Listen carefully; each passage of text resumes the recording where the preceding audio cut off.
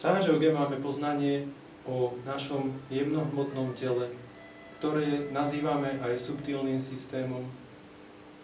Nemôžeme ho vidieť, lekári ho nemôžu vidieť pod skalpelom, ale ono je tam v skutočnosti. Pozostáva alebo skladá sa z 3 kanálov. Jeden z nich je ľavý kanál, ktorý je na obrázku znázornený modrou farbou. Je to kanál minulosti, prechádza ľavou stranou tela a v oblasti čela prechádza na pravú stranu. Energetický kanál, kanál budúcnosti, sa nazýva aj pravý kanál. Prechádza pravou stranou tela, na obrázku je znázornený zlatou farbou a v oblasti čela prechádza na ľavú stranu. Najdôležitejším stredným kanálom, energetickým kanálom je kanál evolúcie alebo kanál prítomnosti. Prechádza pozdĺž chrbtice až na vrchol hlavy. Ako ste si všimli, na strednom kanáli sú zobrazené také malé hviezdičky alebo kvietky. Môžeme ich nazývať čakrami. S týmto názvom ste sa už určite stretli. Tieto čakry sú v skutočnosti energetické centrá, ktoré majú na starosti náš duchovný, emocionálny alebo fyzický stav. Čaker máme 7. Tu je zobrazená červenou farbou prvá čakra, druhá, tretia, štvrtá, piatá, šiesta a siedma. Ľudia, ktorí žijú stále v minulosti, stále sa vracajú k tomu, že čo kedy spravili zle, žijú v ľavom kanáli. Tento život je extrémny, pretože stále napríklad v práci sa podriadujú svojim zamestnávateľom. Ďalší extrém je žiť v pravom kanáli, ktorý je kanál budúcnosti. To sú zase opační ľudia, ktorí sú veľmi egoistickí, plánujú svoju budúcnosť, ovládajú druhých. Títo ľudia takisto žijú v extréme. V Sahaja Yoge sa učíme, ako sa priblížiť alebo dostať sa do stredného kanála, ktorý je kanálom prítomnosti, meditácie a úplnej harmónii s okolím a so sebou samým. Takže ako sa dostať do tohto stredného kanála? Jedna účinná metóda je meditácia. Počas meditácie sa môžeme dostať do prítomnosti.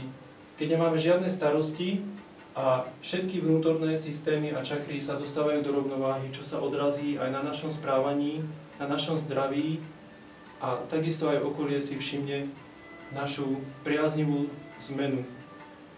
Mohli ste si všimnúť, že na tomto obrázku je znázornená v tejto spodnej časti taký maličký trojuholník, ktorý symbolizuje krížovú kosť, ktorá sa nachádza v pánovej kosti, a v nej spí naša vnútorná energia kundalini. Vnútorná energia kundalini je znázornená touto maličkou špirálou, ktorá po svojom prebudení stúpa celým stredným kanálom a dostáva do harmónie a vyrovnáva všetky nerovnováhy v tých čakrách, ktorými prechádza.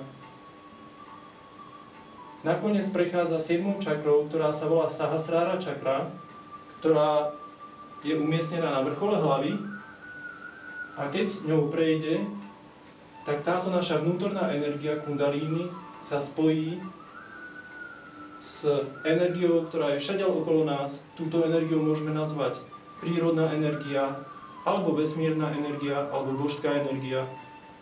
Vtedy, keď príde k tomuto spojeniu, tak začneme do svojho vnútra, začneme prijímať čisté vibrácie z okolia a vtedy sa začne dávať do harmónie celé naše vnútorné telo. Takisto je tu označená veľmi dôležitá čakra. Na tomto mieste sídli naša pravá podstata. A to je to, že sme v skutočnosti čistá duchovná bytosť. Nie sme len toto telo, Nie sme tieto myšlienky, ale v skutočnosti sme čistá duchovná bytosť alebo čistý duch. Všetky čakry sú odrazené na našich prstoch.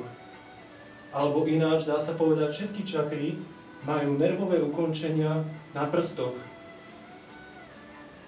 To nám pomáha k tomu, aby sme počas meditácie mohli cítiť pýchanie, pálenie, chladný alebo teplé prejavy na našich prstoch a podľa toho vieme, ktorú z čakier máme ešte vo svojom vnútri nevyrovnanú a ktorú môžeme čistiť.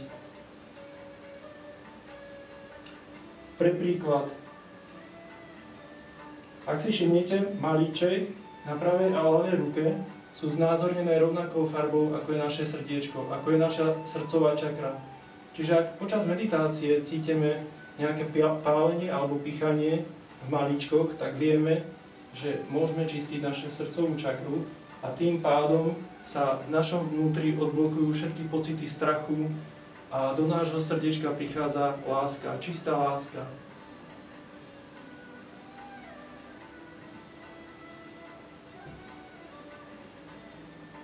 Svoj vnútorný duchovný rast musí každý prežiť sám.